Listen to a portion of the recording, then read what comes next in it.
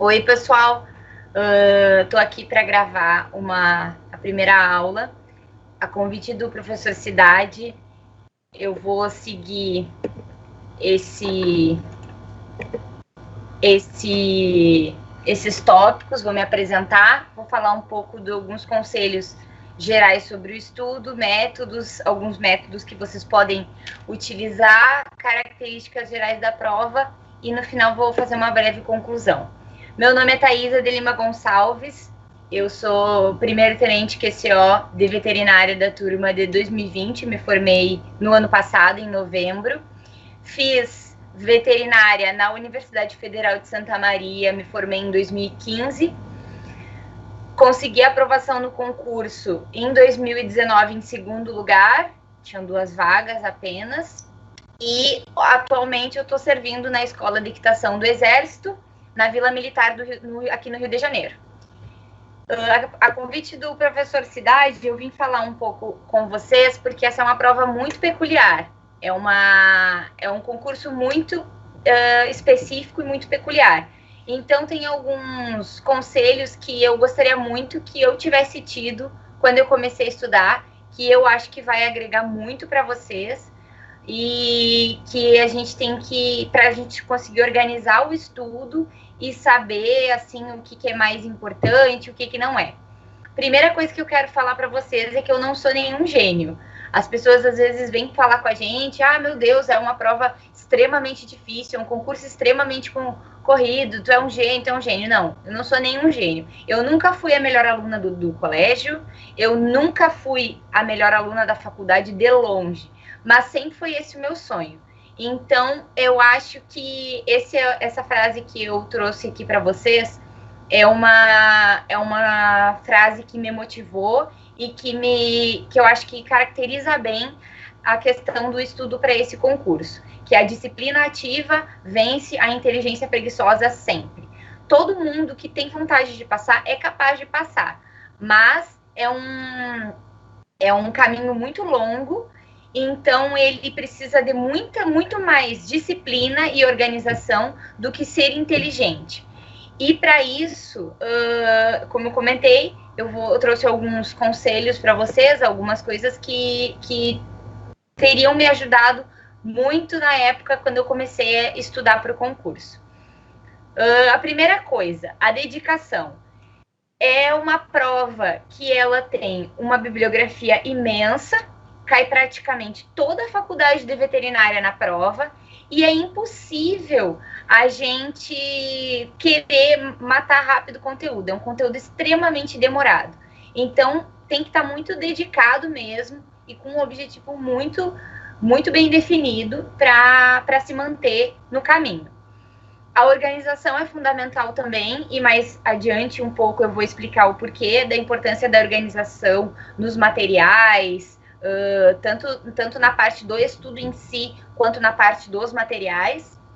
A disciplina é aquilo, a disciplina e a constância é aquilo, é matar um leão por dia, é acordar sabendo que tem aqueles objetivos a serem seguidos, a serem cumpridos naquele dia, e todos os dias acordar, mesmo que pareça tudo muito longe, tudo muito difícil, que seja cansativo, fazer o que tem que ser feito.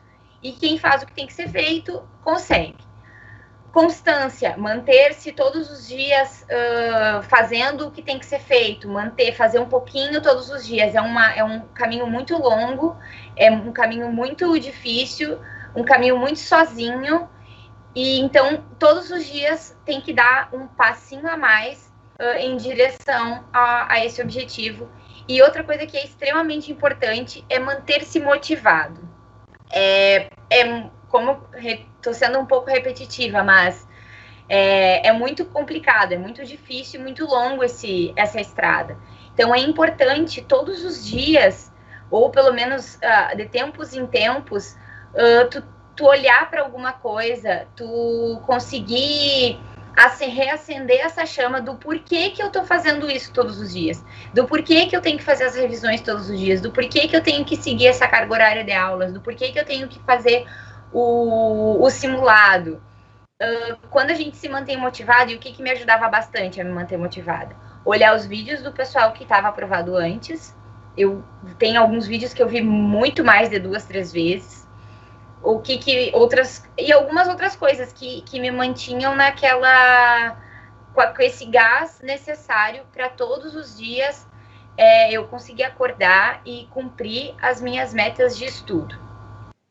Eu fiz o concurso 3 vezes. Eu fiz o concurso em 2016, foi a minha primeira prova. Eu anotei, eu fiquei em 72º lugar, se eu não me engano. Aí eu observei que talvez fosse possível e tal, e comecei a estudar. Quando eu comecei a estudar, em 2017, eu sofri um baque que não abriu vagas. Aí não abriu vagas em 2017, eu resolvi deixar de lado, entre aspas, e fui trabalhar. 2018 não abriu de novo, assim que saiu o edital, e aí depois de um tempo, quando já estava muito perto da prova, o edital já tinha saído, adicionaram 2 vagas. E aí o curso de formação veio para o Rio de Janeiro, que até então era na Escola de Formação Complementar, em Salvador. E agora o curso está sendo na Escola de Saúde do Exército desde 2019. A turma de 2019 foi lá agora a turma de 2020, a minha turma, foi lá também. Peraí que saiu aqui. Saiu aí? Eu não sei o que. Alô? Não tô conseguindo escutar. Oi, professora, aqui tá certinho, tá? Tá? Aham. Tá conseguindo mexer no slide? Voltei agora. Ah, perfeito. Então, só um minutinho que eu vou dar uma pausada aqui para começar da parte onde parou, tá bom? Beleza. Aí a senhora só conta até 3, aí pode continuar da onde parou, tá bom? Tá. Deixa eu lembrar. Tá. 1, 2, 3. Como eu vinha falando, aí eu fiz a prova em 2018 e eu só peguei, o que eu reparei? Eu reparei que algumas matérias eram muito constantes. Por exemplo, a Instrução Normativa 62 do Ministério da Defesa, Ministério da Agricultura, se eu não me engano, que é uma instrução normativa sobre o leite. Eu reparei que nos últimos anos, essa instrução normativa era recorrente na prova. Eu imprimi e foi uma instrução que eu li antes da prova. Alguns outros detalhes eu também notei que eram recorrentes. Anemia infecciosa equina, sinomose, algumas matériazinhas. Eu não tinha muito tempo, mas eu ia fazer a prova, eu estava trabalhando muito, eu dei uma olhadinha e eu consegui, mesmo sem estudar, ficar em 36º. E aquilo me acendeu uma luz. Eu disse, opa, não é impossível, eu tô chegando perto, apesar de pouca nota alterar muito na classificação, se eu me dedicar para isso é possível. E aí eu resolvi, foi assim que eu decidi em 2019 estudar para a prova. De verdade, né? Fazer só isso, no caso. Saí do meu emprego e comecei a estudar. Então, essa é outra frase que eu trouxe para vocês, que quando a gente está fazendo isso, está com esse objetivo, o principal que a gente tem que ter em mente, que eu gostaria muito que vocês tivessem em mente, vencer uma competição é relativamente fácil. Fazer as questões lá é relativamente fácil. Chegar lá na prova, no dia, e marcar a questão certa, pode parecer uma coisa fácil. Mas vencer a si mesmo é um compromisso sem fim. Então, o que eu acho que vocês têm que ter em mente, que os maiores concorrentes são vocês mesmos. Você, todos os dias, saber que tem que estudar aquela determinada matéria, fazer aquela determinada revisão, porque senão se torna impossível. E não se preocupar, tal pessoa está estudando há tanto tempo, tem mais chance que eu, ou ao contrário, eu estou estudando há tanto tempo e não estou conseguindo, eu não vou desistir. Não interessa. Isso eu já vi falar também nesses assuntos sobre estudo para concursos, que concurso é uma escadinha, que quem está estudando há mais tempo tem mais chance. eu acho, na minha opinião, que para esse concurso isso não existe. Quem se dedica e estuda, independente se está estudando há 3 anos ou 1 ano, tem condições de passar, principalmente com a estratégia. E aí, quando eu decidi estudar, a primeira coisa que eu fiz foi estudar como que eu ia estudar, porque eu nunca fui a melhor aluna na faculdade. Se eu tivesse o ritmo de estudo da faculdade, que eu estudava 1 dia, 2 antes para a prova, eu não ia conseguir passar. É uma matéria imensa e são 8 meses de preparação, que foi o que eu tive, de janeiro ao dia da prova, 15 de setembro. 15 de setembro de 2019, se eu não me engano. Então, eu comecei a pesquisar bastante sobre como estudar, algumas técnicas de estudo. Isso é muito forte na área jurídica. Tem muita gente que fala sobre concursos e tal, e aí eu tenho alguns nomes que eu trouxe para vocês, que é o professor Fernando Meirelles, é o método de aprovação e o método de estudo, se eu não me engano. São 2 professores que são coaches de aprovação, e eu consumi muito o conteúdo deles e li muito sobre algumas técnicas de estudo. Algumas são mais mirabolantes, outras são mais plausíveis.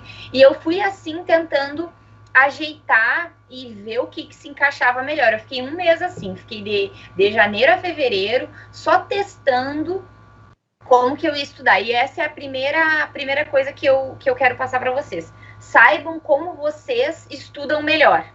No sentido de que eu tenho que fazer resumo. E eu sabia que resumo me tomava muito tempo de estudo. Eu demorava muito tempo para fazer o resumo. Mas era assim que eu tinha que estudar. Não tinha outro jeito, eu não ia conseguir fazendo.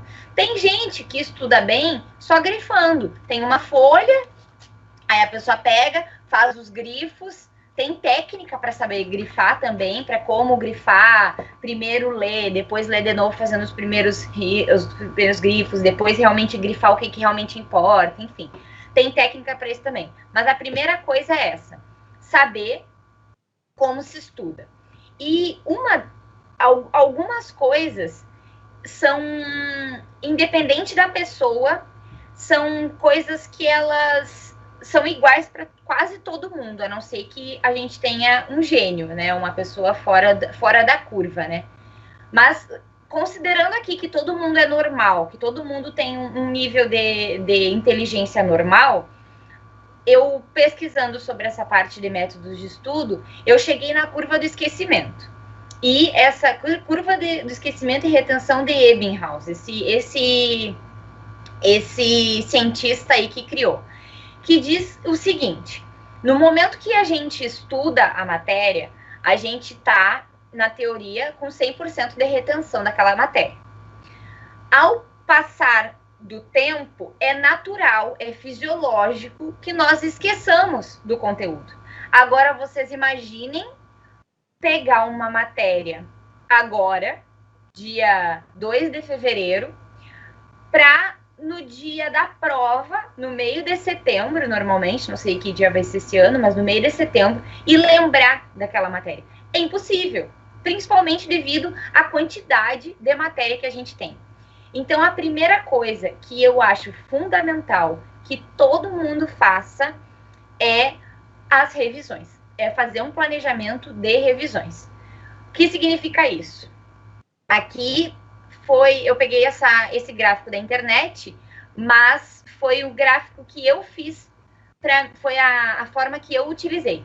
Aí o pessoal dos cursinhos, tu vai olhar, cada um fala de um jeito.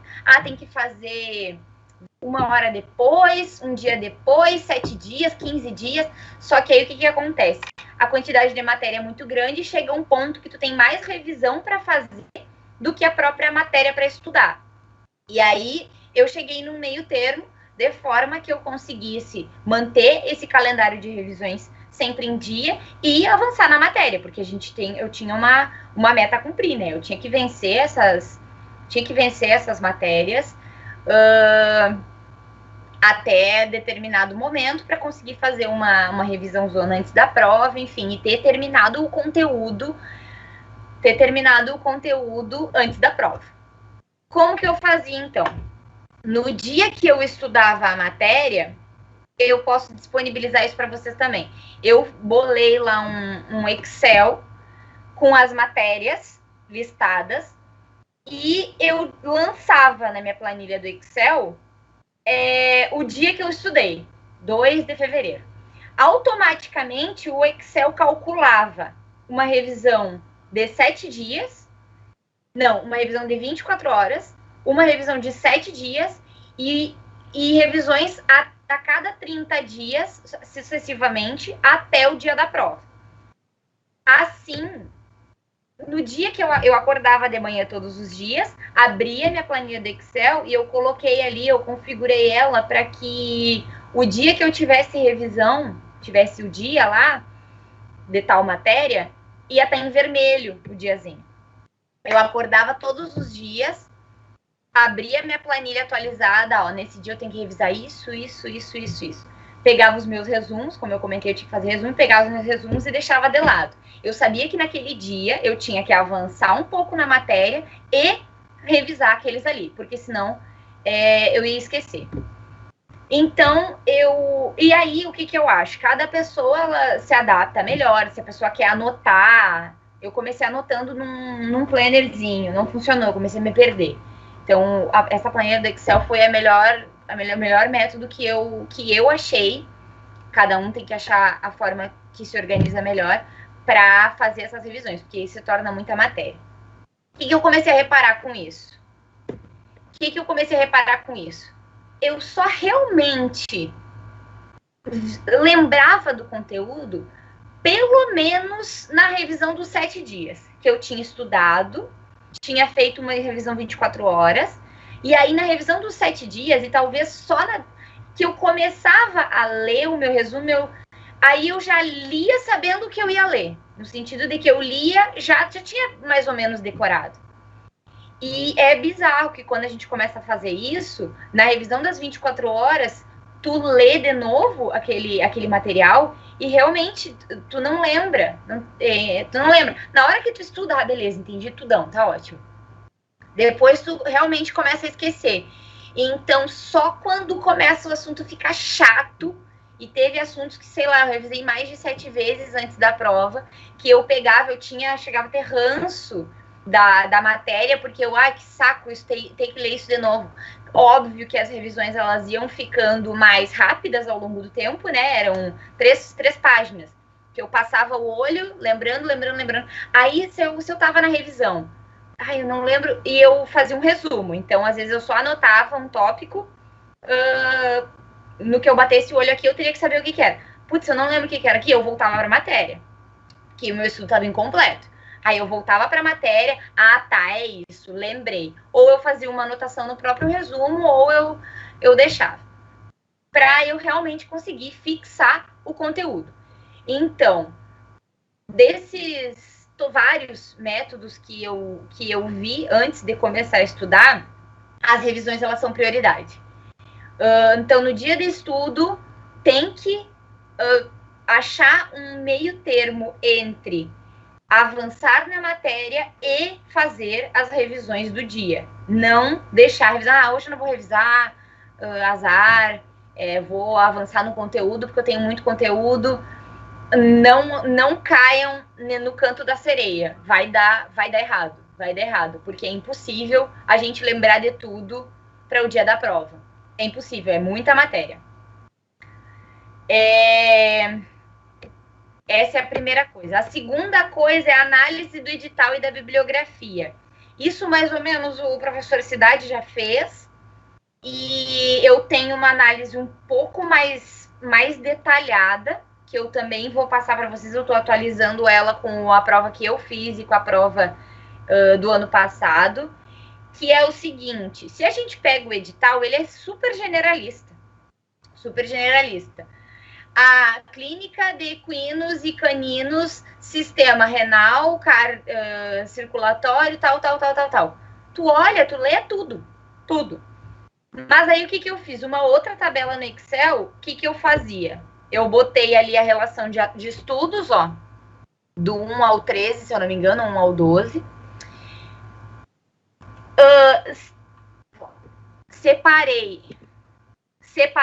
fui separando as doenças que apareciam lá, essas doenças aqui, elas estão discriminadas, né? E aí eu fui colocando, 2006, 2 questões de aftosa, 2 questões de brucelose, 1 de tuberculose, 1 de doença da vaca louca, 1 de raiva. Uma prova muito voltada para bovinos, né? E aí eu fui fazendo essa análise até o ano de 2018, que tinha sido a última prova. 2017 não teve prova. 2014 teve 2 provas, porque uma prova foi anulada. De algumas provas a gente tem o gabarito oficial, outras não. E aí eu fui fazendo isso daqui. Quando eu fiz isso daqui, fica muito claro, que a prova, ela tem um norte muito definido. Tem coisas que sempre caem na prova, tem coisas que caem muito e caem sempre, e tem coisas que nunca caíram, que estão no edital, estão previstas, tem bibliografia e nunca caíram. Então, o que eu fiz? Eu associei as revisões com essa análise do edital. Automaticamente eu cheguei em algumas matérias, eu elenquei as matérias das que mais caíam para as que menos caíam e comecei o meu estudo pelas que mais caíam. Porque no momento que em fevereiro eu começo a estudar uma matéria que cai mais, eu reviso ela muito mais vezes antes da prova. Deixei para as últimas matérias bioética, que tem pouquíssimas questões, acho que caiu só no passado, se eu não me engano. Nutrição, eu tive um estudo também menos aprofundado. Silvestres, né? Então, assim a gente consegue organizar e priorizar melhor o estudo e associar as revisões e fazer de forma que a gente estude mais tempo, com mais qualidade e revise mais vezes o que realmente importa para a prova. Aí, eu também entrei, aqui a análise da parte de clínica médica de equinos e caninos. Se vocês observarem, sistema hematopoético, tinha caído uma questão de sistema hematopoético, mas na bibliografia está escrito lá que ele cai tanto quanto endócrino. E quando tu vai para as provas antigas, endócrino e renal e circulatório, que é mais cardio de pequenos, de caninos, é infinitamente mais importante que sistema hematopoético.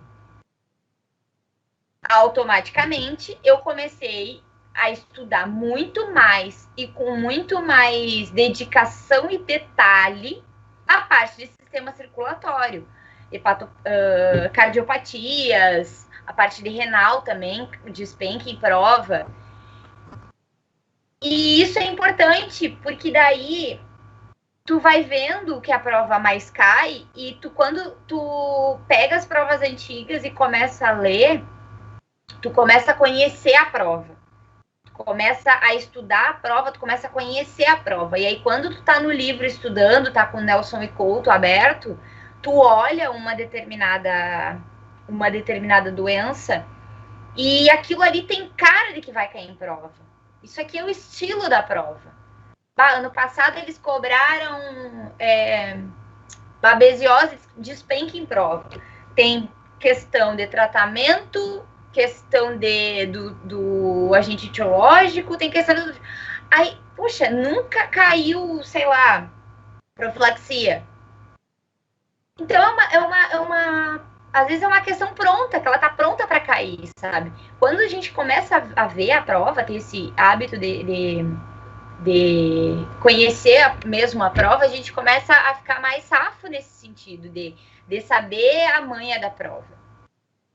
Então, isso é muito importante, conhecer o edital de bibliografia.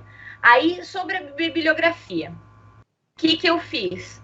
Eu comprei alguns livros, outros livros eu consegui em PDF, Outros livros eu consegui emprestado na biblioteca da UFSM. Eu acho extremamente importante ter contato com a bibliografia que está no edital. Ah, mas tal autor, ele é mais didático. Por exemplo, o Frape, de nutrição, é horroroso aquele livro dele. É horroroso de interpretar. Ele é mal organizado, mas é o que cai. A gente tem aqui o André Sintra, que fez um livro maravilhoso de nutrição de equinos, mas não é o livro que está na bibliografia. E a prova vai cobrar a frase que está no livro que está na bibliografia. Então, o que eu fiz? Eu comprei o Nelson e Couto, é um livro que eu acho fundamental para quem gosta de pequenos, eu acho que é fundamental ter, é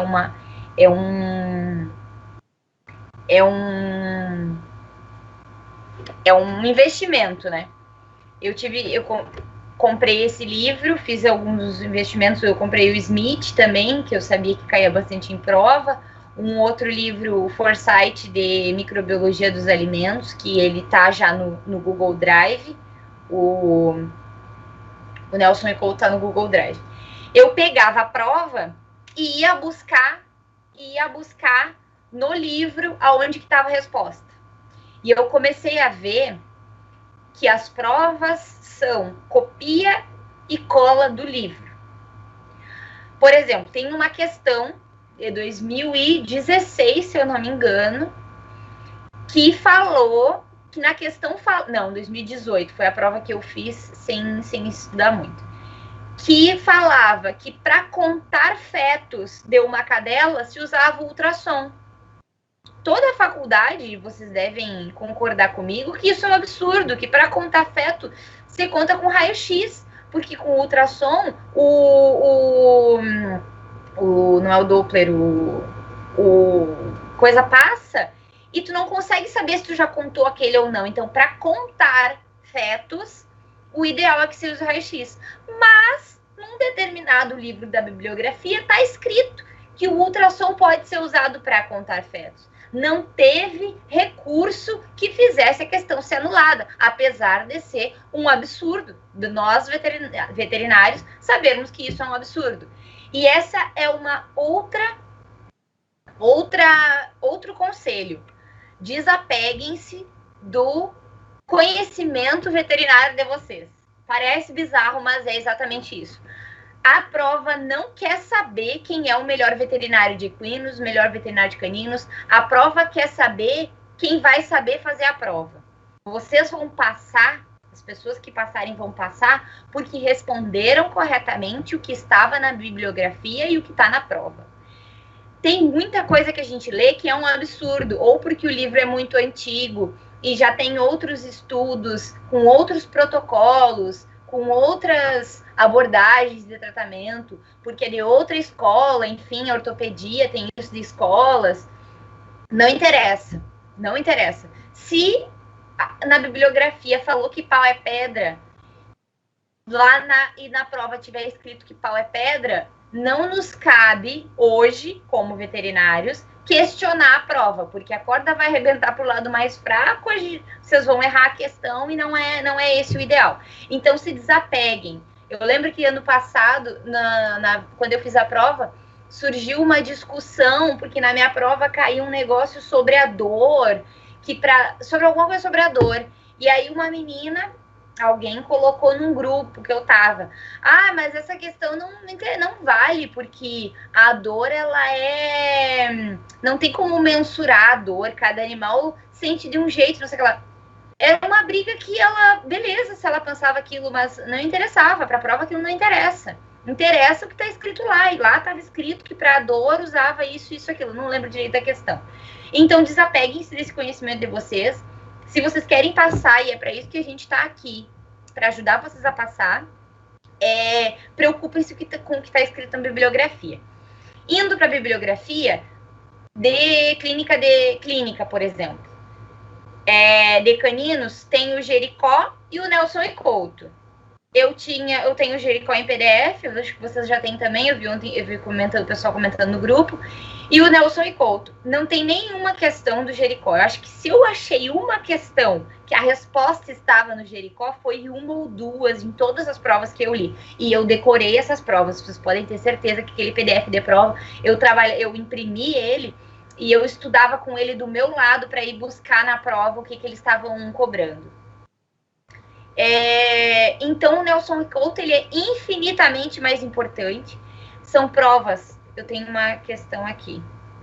Isso que eu marquei aqui, que eu quero mostrar, ó, que a parte de clínica de caninos e equinos, ela despenca em prova, muito.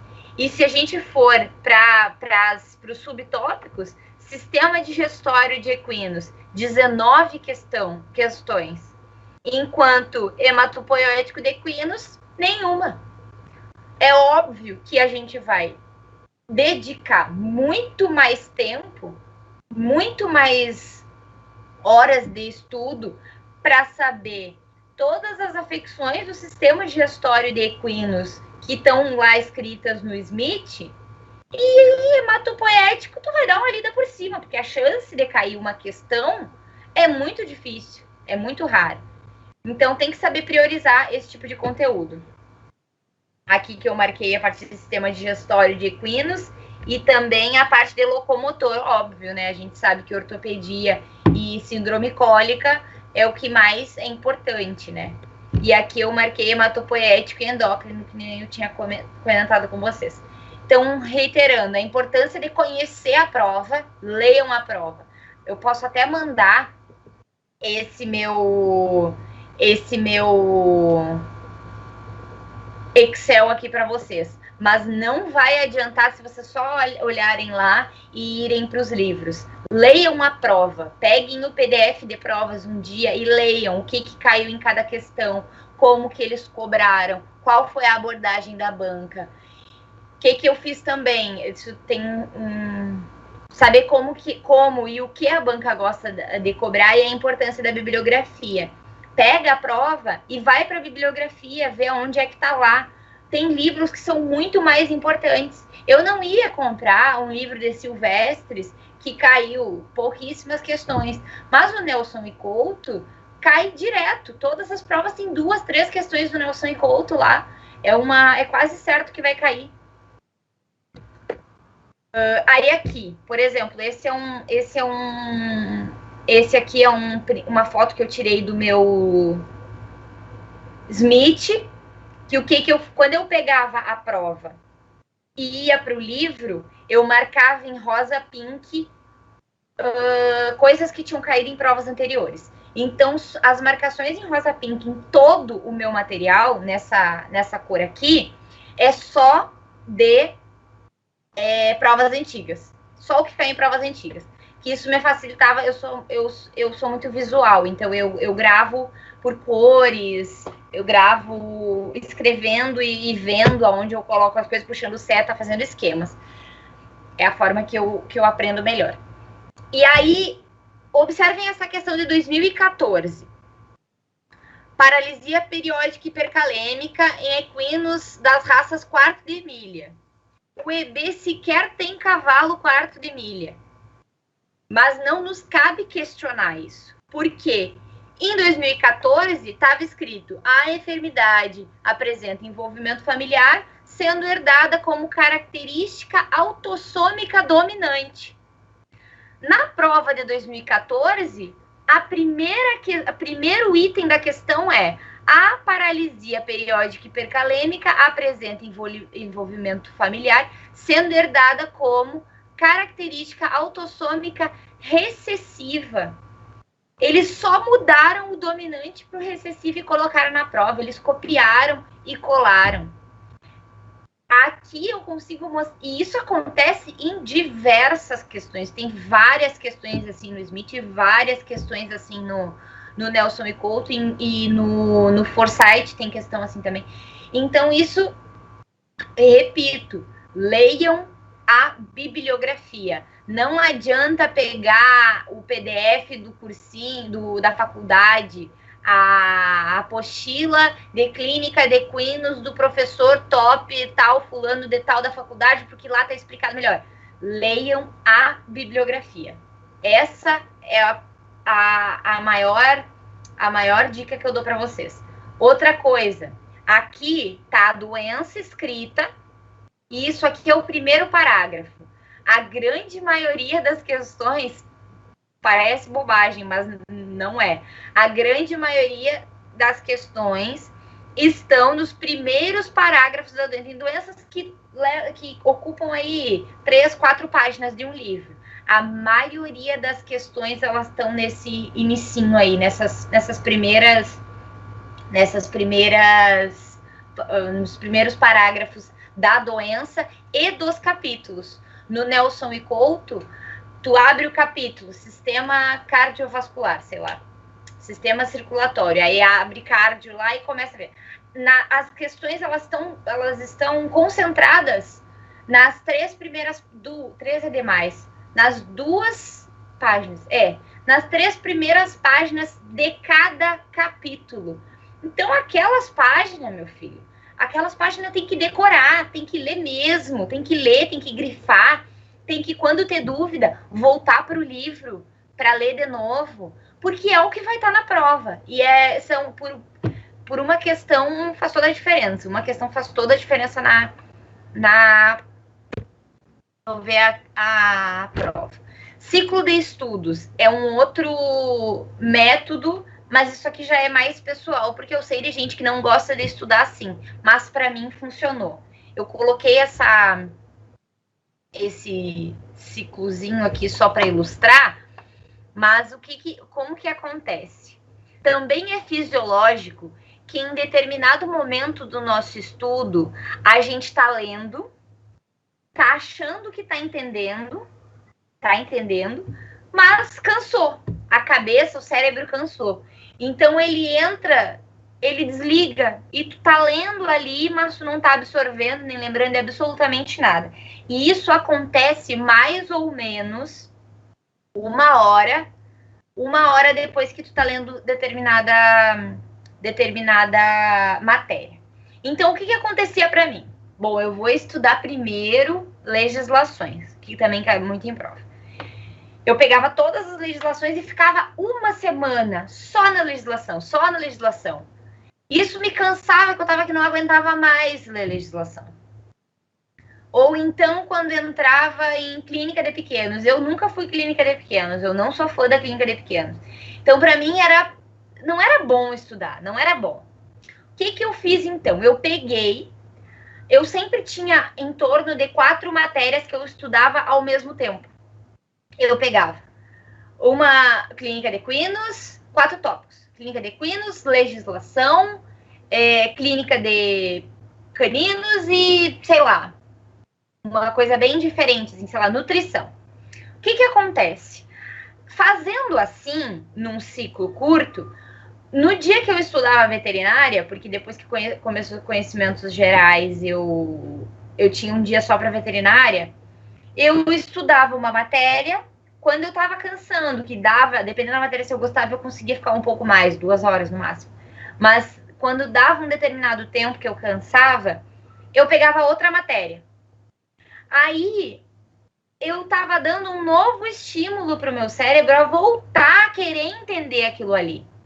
Assim, eu me mantinha sempre focada, porque da clínica de caninos, eu pegava lá, hoje meu objetivo é esse capítulo. Eu vou estudar essas 5 doenças aqui, e era a minha meta. Se eu pensasse que eu ia ter que ler todo o Nelson e Couto em janeiro até o dia da prova, eu ia pensar assim, não, isso não vou conseguir nunca. Não vou ter saco, não vou gostar de fazer isso. Vai ser muito mais difícil para mim. Mas se eu todos os dias eu lesse um pouquinho e depois que eu matasse essa guerra, que eu fizesse o que tinha que ser feito daquele material, daquela matéria que estava prevista para aquele dia, e se para outra coisa, a parte de legislações eu gosto bastante, Eu estudava o que eu tinha que estudar, eu me mantinha atenta na matéria, eu me entediava menos e eu mantinha a minha cabeça mais ativa. Eu conseguia reestimular o meu cérebro a voltar a entender aquele conteúdo e avançava na matéria. Então, eu sempre tinha em torno de 4 matérias estudando ao mesmo tempo nesse sentido. Eu estudava um pouquinho uma, aí parava, estudava outra, aí parava, estudava outra, aí parava, estudava outra. No dia. E isso me ajudou, assim, ó, muito, infinitamente, a me entediar menos, os conteúdos que eu não gostava, eu era obrigada a ver, porque eu vi o que eu gostava, e aí o próximo era o que eu não gostava, e eu, ai, que saco, tá, não, mas vamos lá, porque é só um pouquinho. É só um pouquinho, é só isso daqui que é a minha meta. Aí eu estudava, fazia o meu resumo lá, me dedicava no meu resumo, porque eu não queria ter que estudar de novo, então o meu resumo tinha que ficar bom, para eu não ter que voltar. E passava para a próxima. E assim sucessivamente. O que acontece? Tem conteúdos que são gigantes, a própria clínica, e outros que são menores. Aí, às vezes, eu ficava muito tempo vendo clínica e os outros iam acabando e eu ia trocando. Mas eu sempre tinha esse ciclo e eu obrigatoriamente respeitava esse ciclo. Isso me ajudou muito mesmo. É uma dica que talvez funcione para vocês ou não. De repente, alguém goste de estudar tudão, uma coisa só e tal. E eu acho que era sobre a parte de ciclos, era isso. As aulas do cursinho, eu tô em contato com o Cidade, eu tenho trocado bastante ideia com ele, e vão ser um direcionamento. Não se baseiem só pela aula do cursinho. A aula do cursinho, ela vai dar só um direcionamento. Ó, vão por esse lado. Ó, essas matérias são mais importantes. Mas é muito difícil fazer só pelo cursinho e conseguir ir bem na prova. Como eu falei, é muito conteúdo para o professor ministrar em pouca carga horária, relativamente pouca carga horária. Então, vocês têm que estudar por fora. O cursinho ele pode ser uma forma de revisão importante, porque daí é uma revisão passiva.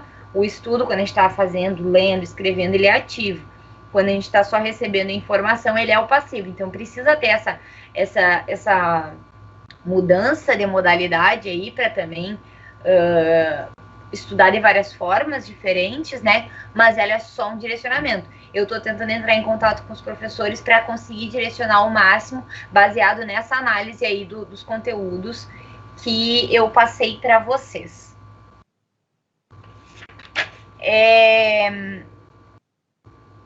E acho que eu já falei.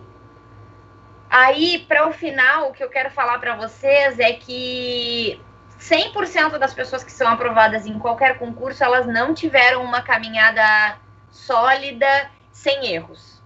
A gente erra, a gente tem vontade de desistir, às vezes a gente chuta o balde. Hoje eu não tô boa, hoje eu não estou bem. Então estuda. Só que, se esses dias não estou bem, for toda semana, isso vai te prejudicar.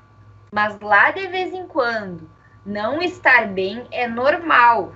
Chorar em cima dos livros é normal. A gente parece até meio louco falando isso, mas é verdade. Tem dias que bate o desespero, a gente não acredita que vai conseguir, isso vai acontecer.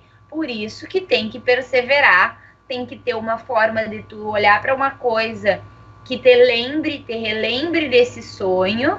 Eu tinha um brevezinho do símbolo da veterinária. A minha irmã estava no colégio militar ainda, quando eu estava estudando.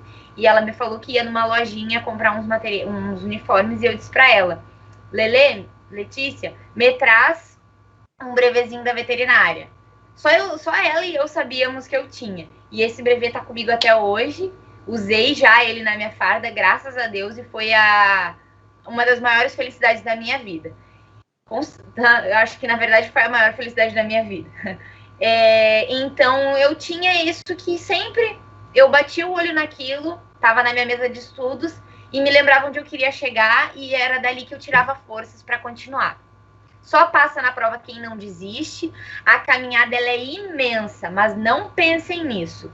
Tracem metas curtas, metas diárias e se proponham a fazer naquele dia o que está feito para aquele dia. Não pensa que tem que ler todo o Nelson e Couto, tem que, nossa, é muita matéria, eu nunca vou conseguir. Não foquem nisso. E quando pensarem, voltem. Volta para a realidade. O que importa é todos os dias estar batendo ali aquela meta. E essa frase eu peguei, inclusive tatuei. É justo que muito custe, o que muito vale. É realmente uma coisa muito grandiosa, uma coisa muito importante, uma coisa muito... vale muito, tem muito valor, principalmente para quem ama o que faz, que é o meu caso. Então, vai custar muito também, as coisas não são de graça. A gente tem que parar de achar que as coisas são fáceis, porque elas não são. E lá fora vai ser fácil também, na vida civil é difícil também, é complicado. Então, vale a pena. Eu só digo isso para vocês. Vale muito a pena. Então, era isso que eu queria passar para vocês. Qualquer outra dúvida, por favor, eu tô em contato com vocês no grupo do WhatsApp. Me perguntem, inclusive, logo que saiu a aprovação, eu falei com muita gente, eu dei uma olhada nos nomes, algumas pessoas conversaram comigo e eu tentei responder todo mundo, porque muita gente me ajudou quando eu que estava estudando, muita gente me deu dica, a própria Caroli, Tenente Caroli, que passou no ano anterior, entrei em contato com ela no início do ano, conversei muito com ela me deu várias dicas, e quando eu passei, eu tive a oportunidade de dizer para ela que as dicas dela tinham me ajudado muito, inclusive depois quando eu estava na escola, ela me deixou roupa, me deixou farda, me deixou material lá na escola, eu morei no mesmo alojamento dela, então a ajuda que ela me deu no início do ano da minha preparação, perduraram até depois que eu estava lá no curso, que é outra correria, outro sonhaço. Então, o que eu puder fazer por vocês, eu vou fazer dentro dos meus limites, e eu espero, de verdade, estar conversando aqui com os 2 aprovados em veterinária desse ano. Muito obrigada.